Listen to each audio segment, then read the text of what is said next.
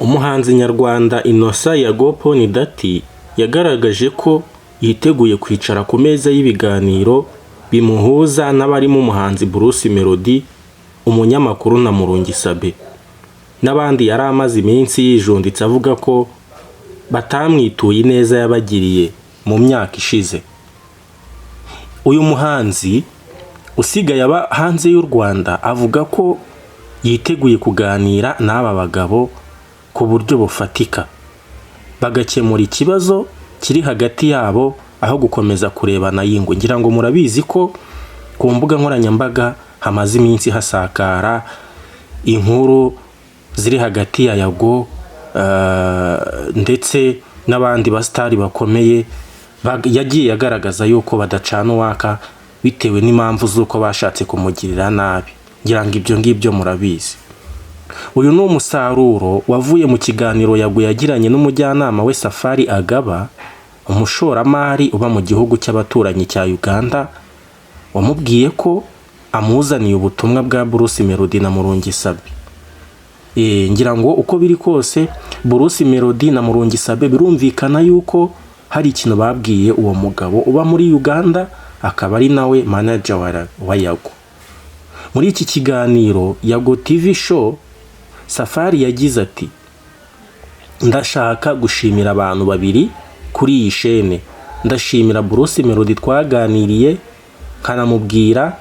ndanamubwira nti ikibazo cyawe na Yago ndashaka ko kirangira kikava mu nzira. Ni umugabo mwiza ku bwanjye, naramushimye. Yarambwiye ati, Safari urakoze cyane, vuba na bwangu nimuba mwiteguye nanjye ndahari.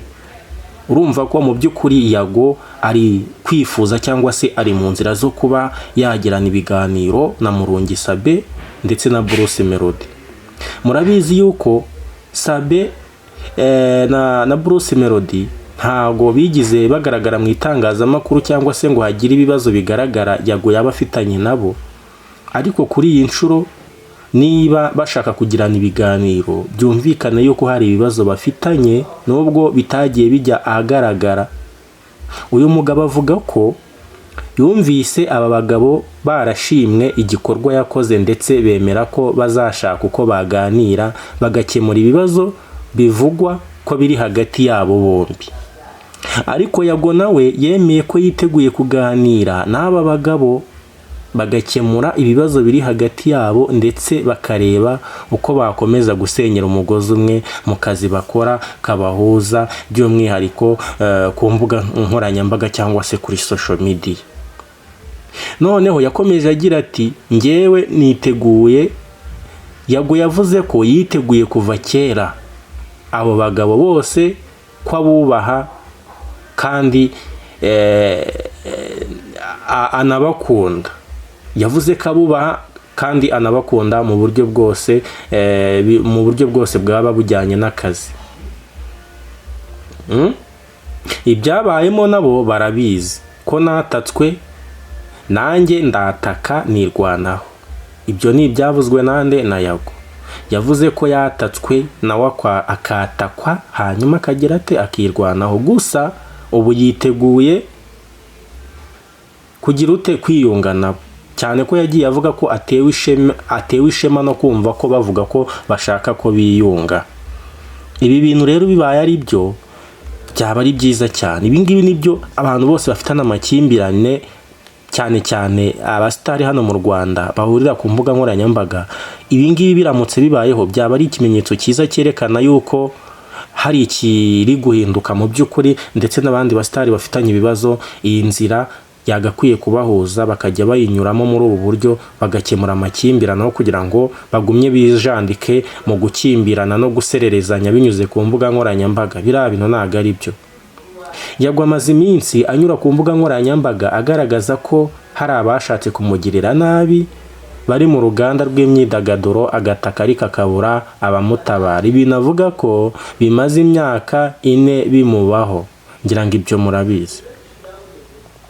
Ariko ahangaha kuba Yago yakiriye ubu busabe bwo kuba yahura na Murungi Sabin na Bruce Melody bakaganira yo kureba ukuntu bakemura ibibazo, bakiyunga bagashaka umuti, ibi ngibi byaba ari urufunguzo rwiza rwo rufungura amahoro hagati yabo n'umwuka mwiza. Ndetse n'abandi basitari batandukanye baba bafitanye ibibazo na Yago, ba Jihad n'abandi bagiye bahura muri ubu buryo, ibintu byakemuka, akavuyo kari ku mbuga nkoranyambaga ko gusererezanya kagasa nkaho kadohotse.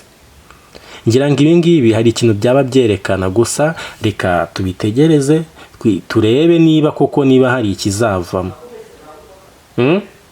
Byaba ari byiza cyane, ndetse bishobora kugabanya umwuka mubi uri hanze aha ku mbuga nkoranyambaga ugenda ututumba mu by'ukuri ugaragaza isura itari nziza muri showbiz cyangwa se mu basitari bo mu Rwanda. Ngira ngo murabizi akavuyo kamaze iminsi ku mbuga nkoranyambaga, cyane ko byageze no mu buyobozi bikagera muri RIB, ariko umuyobozi wa RIB Murangirwa Thierry yihanangirije abantu basererezanya ku mbuga nkoranyambaga, anihanangiriza abantu bakoresha social media mu buryo buhabanye n'amategeko ko bari mu kaga gakomeye. Ubu rero ibi bintu biramutse bibaye, byaba ari ikimenyetso cyerekana yuko cyakabereye abandi isomo yuko guhemukirwa cyangwa guhemukira bitarangiriraho. Hari uburyo abantu baba bagomba kwiyunga hanyuma bagakemura ibibazo kandi bikava mu nzira.